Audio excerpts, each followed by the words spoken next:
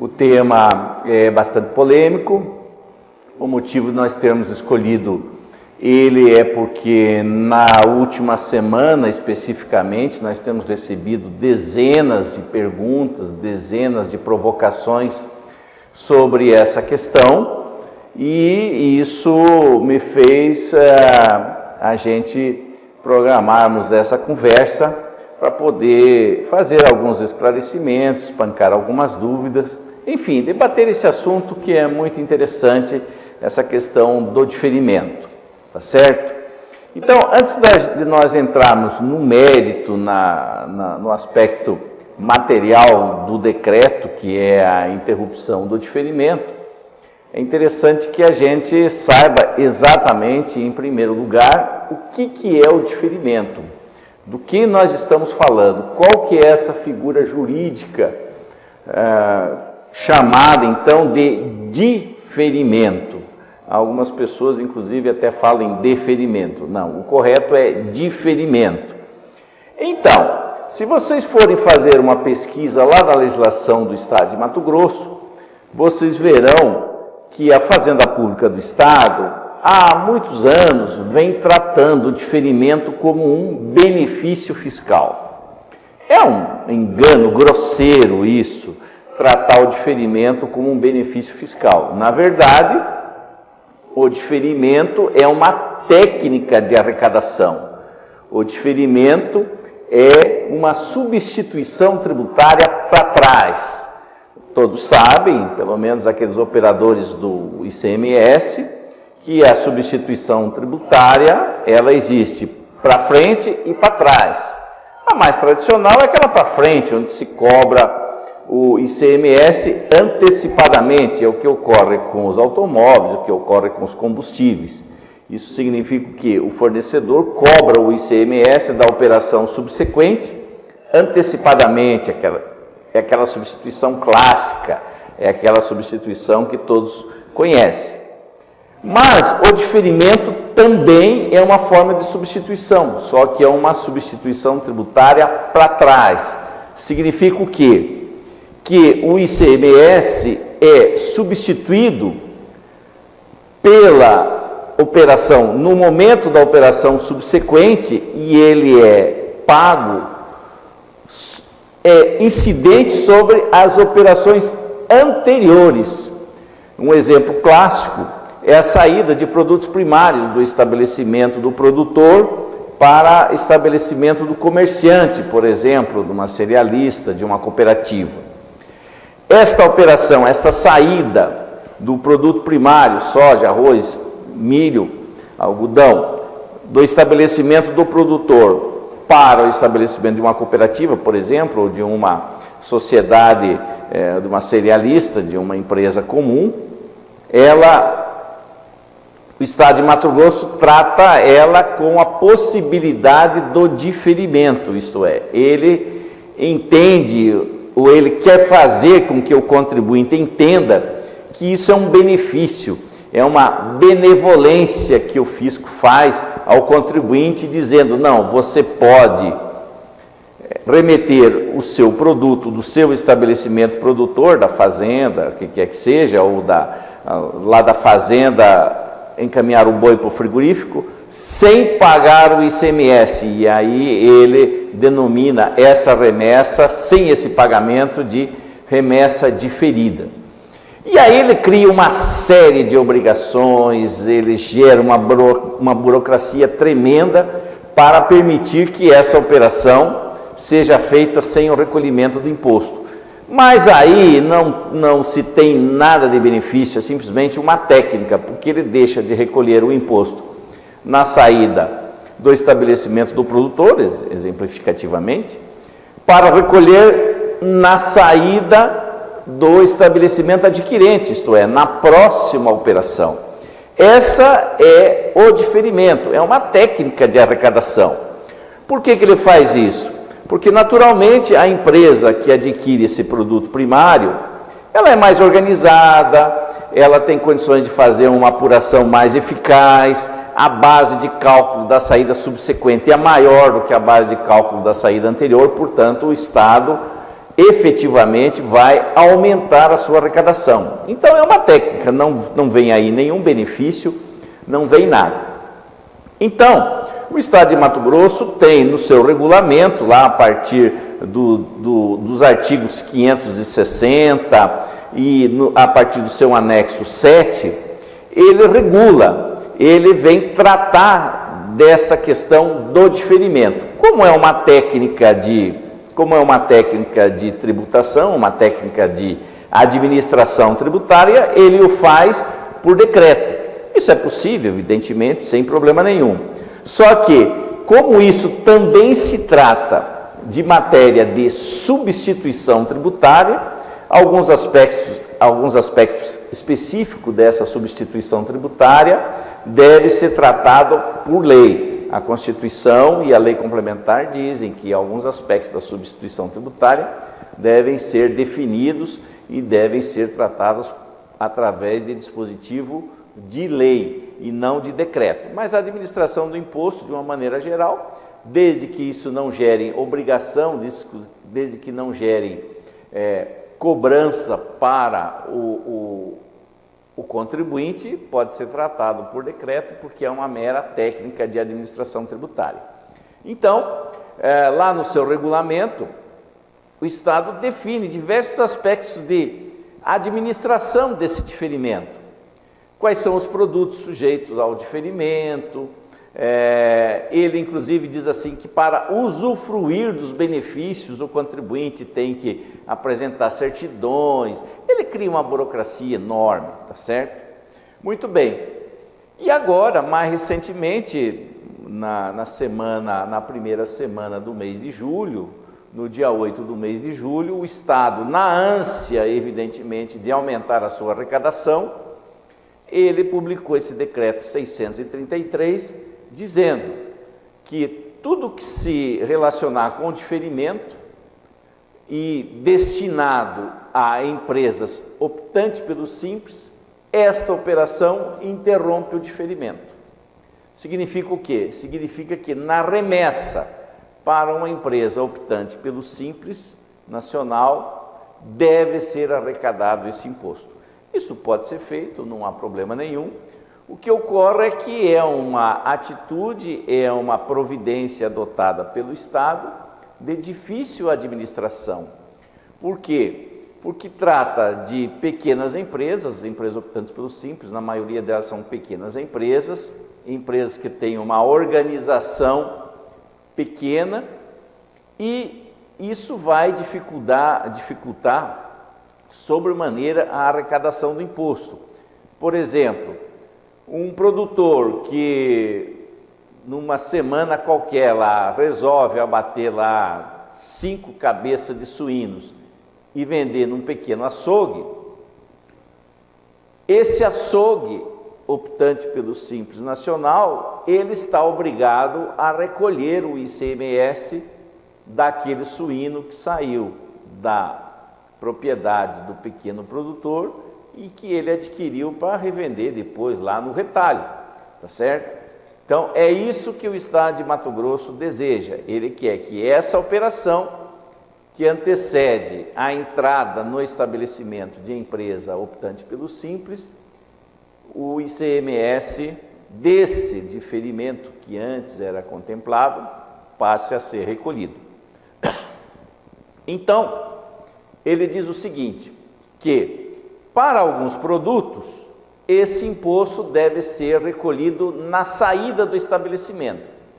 E ele cita lá na primeira parte do artigo 584A, que ele criou lá no regulamento. Então, ele fala que nas saídas de algodão, caroço de algodão, fibrilha, essas coisas todas, soja e milho, milheto também, o imposto deve ser recolhido na saída do estabelecimento remetente.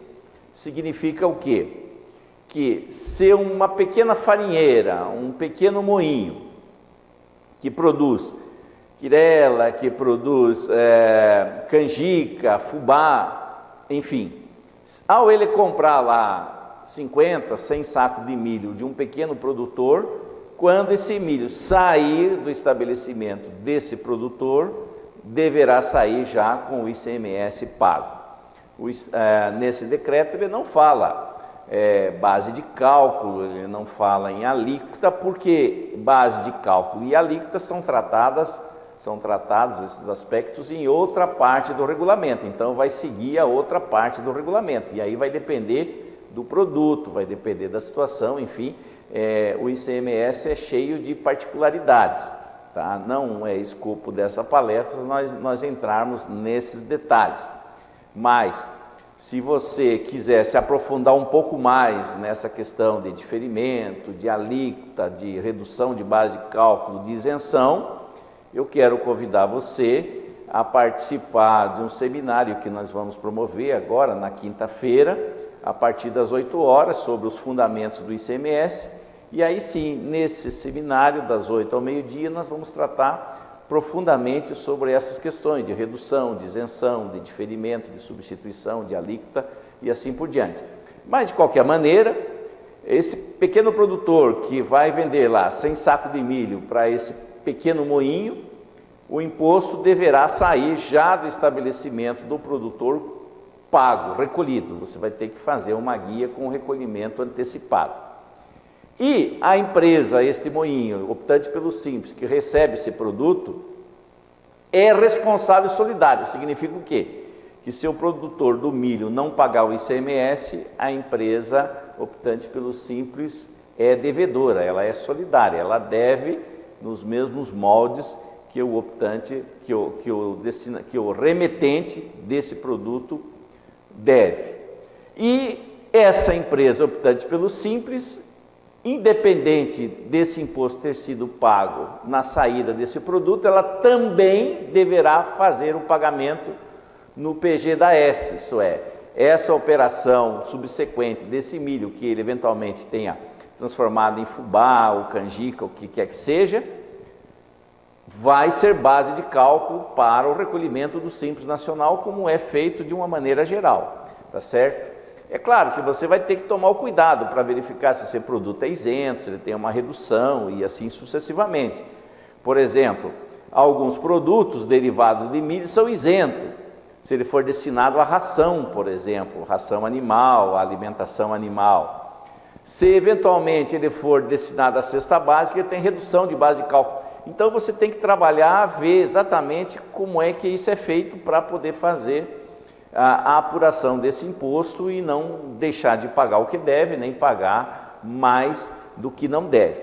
Mas em síntese, o Estado, nesses 4 produtos, quer que na saída do estabelecimento produtor já saia com o ICMS recolhido. As demais situações que hoje o anexo 7 prevê diferimento, produtos veterinários, alguma saída de fertilizantes, alguns produtos de outros produtos naturais, tipo mel, leite, enfim, diversos produtos que hoje são diferidos. Se você for, são tantos produtos que é necessário que você vai fazer uma visita lá a esse anexo 7 do regulamento para você saber todas as operações que são diferidas. Mas você tem aí madeiras em toros, você tem a própria madeira, quando sai da serraria, vai para uma marcenaria aqui dentro do estado também, porque é um produto natural, enfim, ela era considerada antigamente como diferida. Enfim, são diversas situações, são diversos produtos, diversas operações, onde, fora desses 4 produtos que eu citei, algodão, milheto, milho e soja, aí nessas circunstâncias, por exemplo, madeira, mel, leite, aí nesse caso também encerra o diferimento, mas o responsável pelo recolhimento desse ICMS é a empresa destinatária, isto é, aquela empresa optante pelo Simples. Então, se nós temos lá uma pequena torrefação de café, que compra café do produtor, ela está obrigada ao recolhimento do ICMS daquele café, que até então era diferido, até a saída do café moído e tal, agora vai ter que pagar o ICMS daquela operação. e depois a empresa optante pelo Simples fazer o pagamento pela operação própria dela, então dentro daquelas situações do PG da S, que tem por faixa, alíquota por faixa de faturamento, por faixa de receita bruta, como vocês conhecem. Então, esse decreto 633, ele trata dessa alteração, que num primeiro momento parece pequena, mas à medida que vocês forem operacionalizando essa mudança, vocês verão que ela vai trazer muitas alterações no processo de apuração desse imposto. Por quê? Veja bem, eu quero lançar aqui apenas 2 problemas para vocês refletirem como vocês farão isso.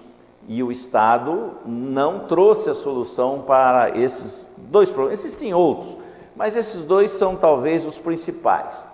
O primeiro, aquele produtor então que tem a opção, que fez a opção, protocolou a sua opção na agência fazendária e que essa opção pelo diferimento funciona, valeria até o final do ano, tá certo? Como é que fica a situação dessa opção? O Estado não disse como é que fica. Por quê? Se vocês forem consultar o regulamento, vocês dizem o seguinte, que a opção ela é válida e irretratável, você não pode mudar no meio do ano. Se você fez a opção para vender seu produto diferido, você não poderia mudar no meio do ano.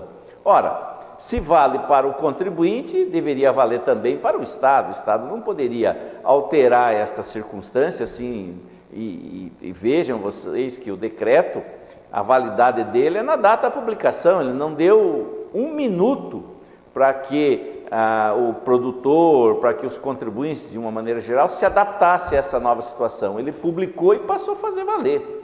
Tá certo? Então, essa é uma situação interessante, que o Estado não legislou.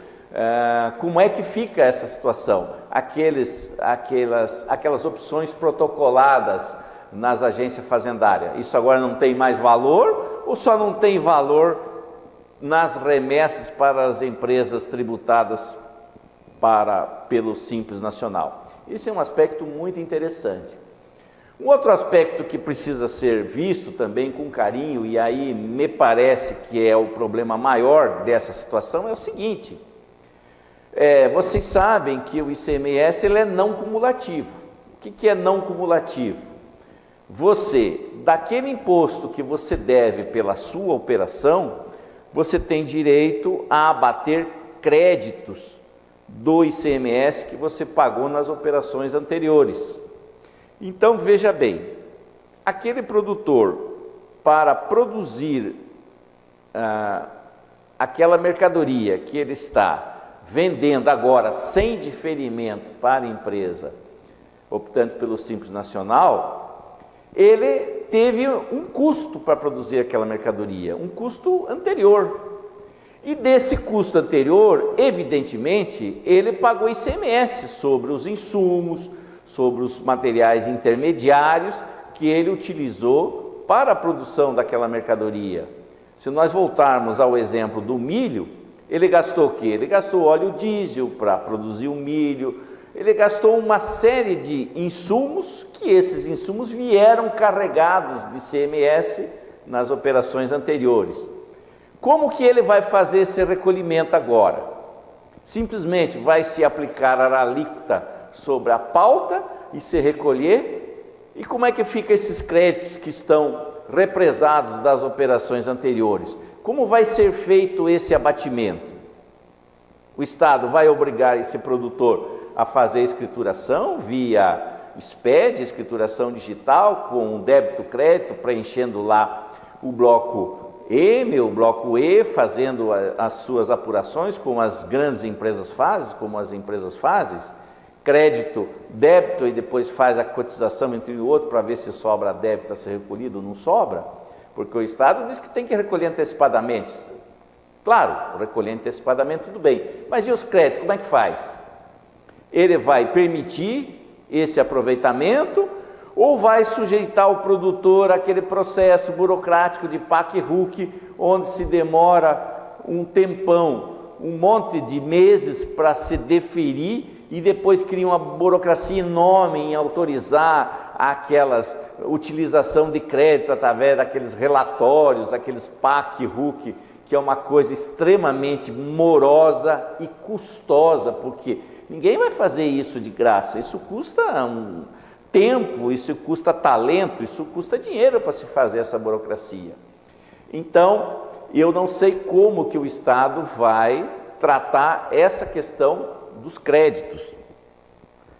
E aí é necessário que vocês que são operadores do imposto, vocês que têm os seus clientes, vocês que são contribuintes, acionem as suas entidades de classe para que essas entidades de classe vão ao Estado e digam, pô, e agora? Como é que vai fazer? Espera aí, tem que pagar antecipado? Tá, vamos pagar antecipado, ainda que custoso, ainda que cheio de burocracia, cheio de problema, vamos pagar, mas vou pagar quanto? E esses créditos para trás, vai ficar com quem? O Estado vai se lucupletar desse dinheiro? Não importa se é pouco dinheiro, o importa é que, juridicamente, R$1 tem o mesmo valor de 1 milhão.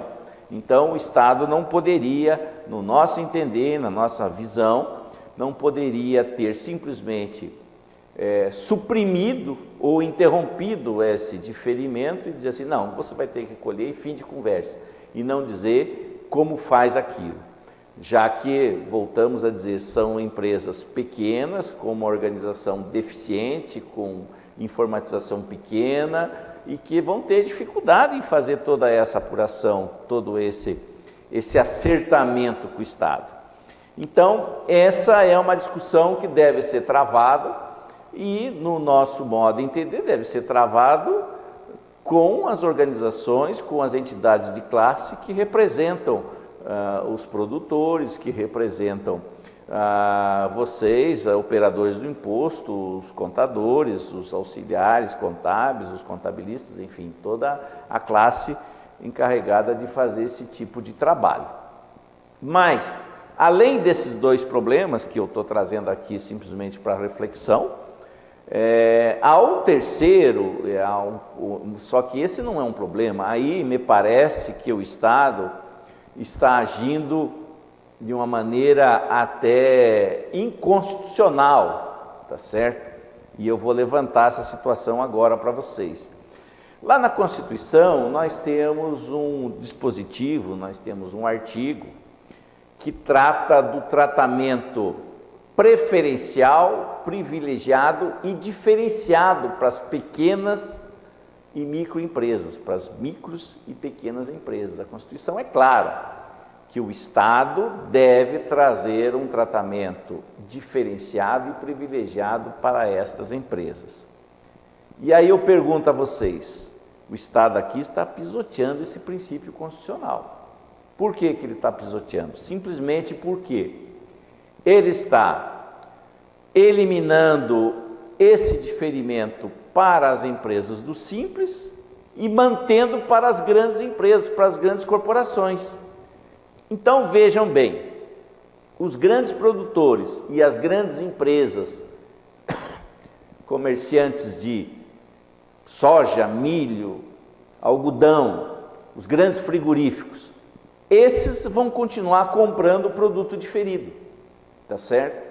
Mas as pequenas empresas que têm pouca organização, que têm poucos recursos, vão ter que recolher antecipadamente, ou então o produtor, voltando a repetir para esses 4 produtos que falamos.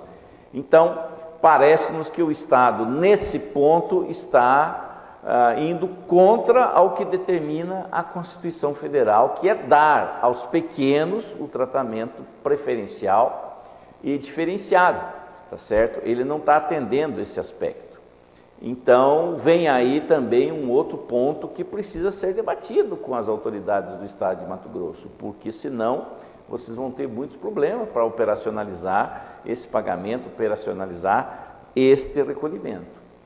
Então, para aquelas empresas que vão adquirir a cesta de produtos que estão fora desses 4 que devem ter o pagamento antecipado, elas terão como se fosse a estimativa simplificada hoje, o 20º dia do 2º mês subsequente ao da operação.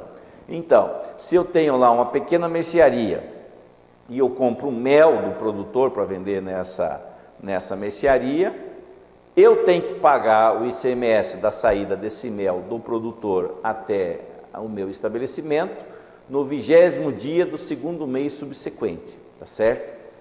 A base de cálculo e alíquota é o que trata nas outras partes do regulamento. Tem que verificar se tem redução, se é isento. Se for isento, evidentemente, não vai ter nada para recolher. Mas é preciso você verificar se aquele produto tem alguma isenção, se tem alguma redução de base de cálculo, ou se a alíquota é cheia, enfim, é preciso que você tenha todos esses aspectos para verificar. E, principalmente, é preciso verificar se ele tem pauta, o que o Estado chama de lista de preços mínimos. Na verdade, isso é um sofisma, porque como o Supremo decidiu que a pauta é ilegal, o Estado resolveu apelidar a pauta de lista de preço mínimo. Esse é um outro aspecto que precisa ser visto. Por quê? Se lá na lista de preço mínimo aquela mercadoria disser, tem que dizer que tem que ser comercializado por 120 e a operação efetivamente foi feita por 80, o imposto deve ser recolhido por 80. O Estado vai querer que você prove que foi feito por 80, lá no regulamento também tem as provas que você precisa fazer e tal, enfim, ele quer que o contribuinte se encarregue de dizer que ele é honesto, onde na verdade é diferente, é o Estado que teria que provar que aqueles 80 que você está dizendo que realizou a operação, não é 80, é 120, mas ele inverte o ônus da prova.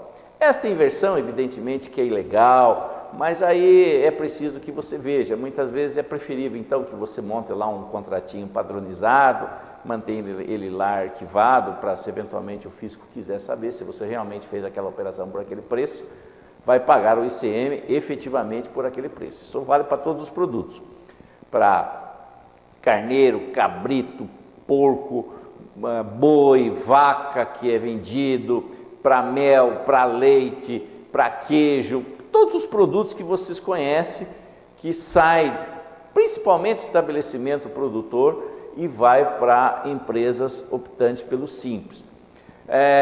Isso serve também para a industrialização por encomenda, que às vezes uma indústria terceiriza determinados processos de industrialização, que hoje também está diferido, porque, na verdade, o Estado disse o seguinte: todas as operações que são contempladas na legislação com diferimento que destinam a empresas optantes pelo Simples, interrompe seu diferimento. Então, ele quer que pague-se o ICM na operação anterior e depois na operação da empresa através do Simples Nacional. Como o Simples não comporta crédito, o que o Estado quer? O Estado quer que se arrecada a operação anterior, que hoje não vem ocorrendo, tá certo? Então, de ofício era isso que eu queria dizer a vocês, tá certo? Eram essas as informações que eu queria passar, os alertas, né, para vocês ficarem atentos a essas questões. Quero reforçar então o convite, se vocês têm algumas dúvidas sobre isso que a gente falou agora e outros aspectos do ICMS que normalmente surge, principalmente porque a legislação do ICMS ela altera quase que diário. Se vocês tiverem, telefone aqui para Solaris no 30 28 60 32 ou passe um e-mail solarismt@solarisempresa e se inscrevam nesse nosso seminário de quinta-feira. Eu imagino que vocês vão tirar muitas dúvidas e são 4 horas onde a gente vai discutir uma série de aspectos sobre o ICMS e de repente vocês podem descobrir que um ou outro pagamento você está ou deixando de recolher ou recolhendo a maior, enfim, vale a pena você se atualizar. Então, reforçando esse convite, reforçando também, se você tem alguma dúvida, se você tem alguma dificuldade em entender essa questão do diferimento, passe um e-mail, solarisemt@solarisempresa.com.br, que nós teremos o maior prazer em responder a você. Eu quero agradecer você pela atenção e até uma próxima oportunidade com um outro tema relevante como esse agora da interrupção do diferimento. Obrigado a todos e felicidades.